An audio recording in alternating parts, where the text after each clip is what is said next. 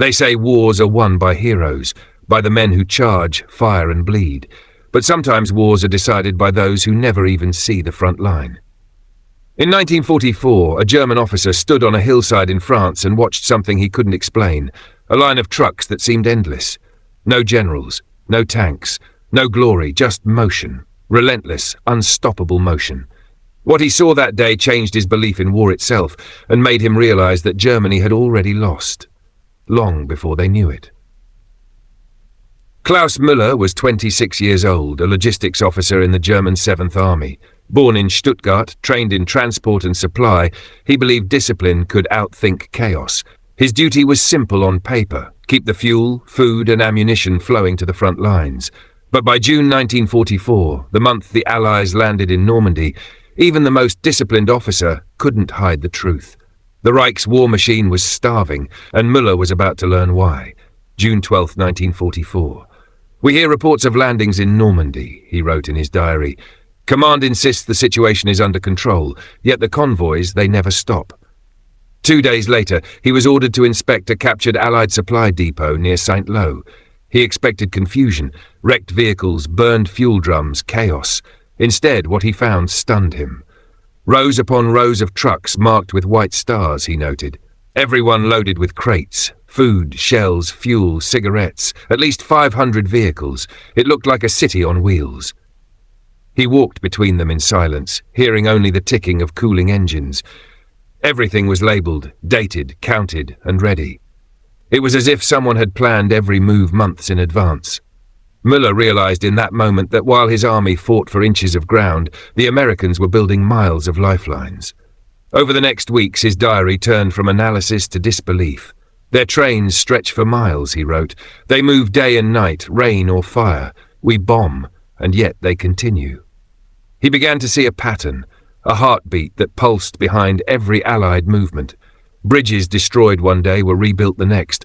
Roads cratered by bombs were repaired by dusk. Supplies flowed like rivers. He described the sound, not of gunfire, but of engines. "The hum of trucks," he wrote, "is the music of their war." He timed them from a ridge one night, one truck every 15 seconds, headlights dimmed, engines rumbling through the dark. The line never ended. Even when one broke down, another replaced it instantly. To him, it looked less like a convoy and more like a living organism that refused to die. Meanwhile, Müller's own division was starving. Fuel rations dropped to a few litres per vehicle. Ammunition was counted shell by shell. Men boiled potatoes meant for horses. "We ration courage now," he wrote bitterly. "Even bravery must be scheduled." The difference was visible everywhere. Allied aircraft ruled the skies, but what frightened Müller most was their efficiency on the ground. Their soldiers were fed, clothed, supplied. Even under fire, their trucks rolled, their radios crackled, their canteens were full. Watching through binoculars one evening, he saw an American convoy rolling past. The drivers laughed, tossed chocolate to children, sang to radios. "They fight with ease," Müller observed. "We fight with exhaustion." He started to question the speeches and slogans that had filled his youth. The Reich promised destiny and discipline. The Americans, he realized, relied on something simpler: organization and abundance. One nation fought on ideology, the other on logistics. And logistics, Müller thought, was winning. By August 1944, as the Allies broke through Normandy, his world unraveled. Orders were chaos, convoys burned on the roadside. "We destroy our own depots now," he wrote. "Better ashes than trophies for the enemy." Retreat turned to collapse. Horses fell in the mud. Soldiers pulled carts by hand. He remembered one night when his men tried to move a single fuel truck down a bomb-scarred road. The truck stalled, the road flooded, and they pushed it for hours through waist-deep mud. By dawn, the tank was empty, the fuel leaked out through a hole from shrapnel. They laughed, not from humour, but from despair. "We once believed technology would save us," Müller wrote, "but what use is a tank without fuel, or courage without bread?" One afternoon he found a wrecked American truck half buried in a ditch. Inside, tins of meat, biscuits and cigarettes were still neatly stacked.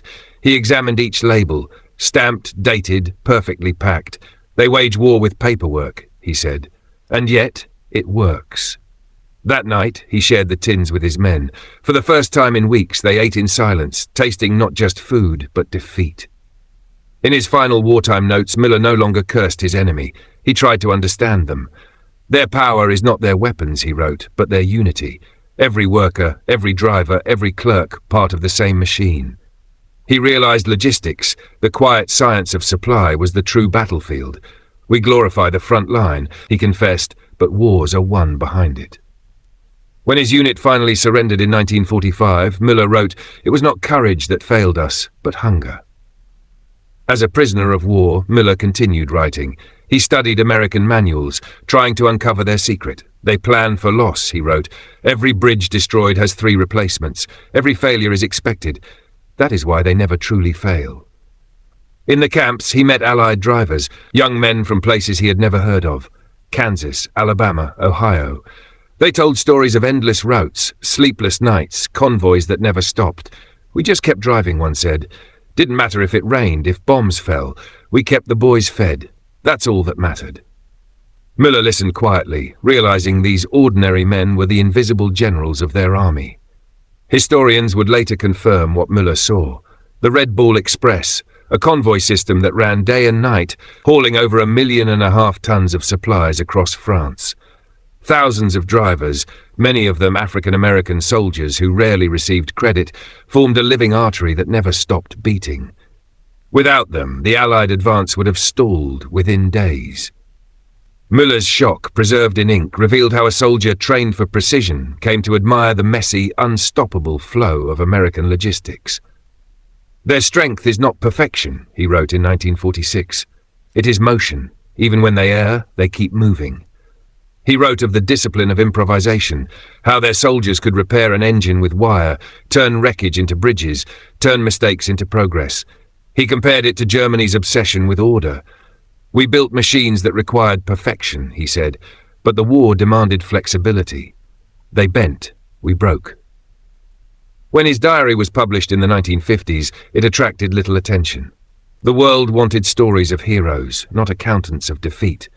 Yet those who read it saw more than confession. They saw a warning. Modern wars, Müller argued, would be won not by the bravest soldier, but by the most prepared system. He predicted that the future battlefield would not be measured in trenches or tanks, but in the efficiency of transport, communication, and cooperation. A nation's power, he concluded, lies not in its weapons, but in its roads, its workers, its will to keep them supplied. Years later, an American historian visited Müller in his modest home near Munich.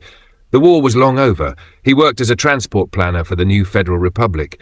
When asked what he remembered most, Müller smiled faintly and said, "The sound." "What sound?" the historian asked. "The engines," he replied. "Always the engines. Once you hear that endless line of trucks in the dark, you know who will win."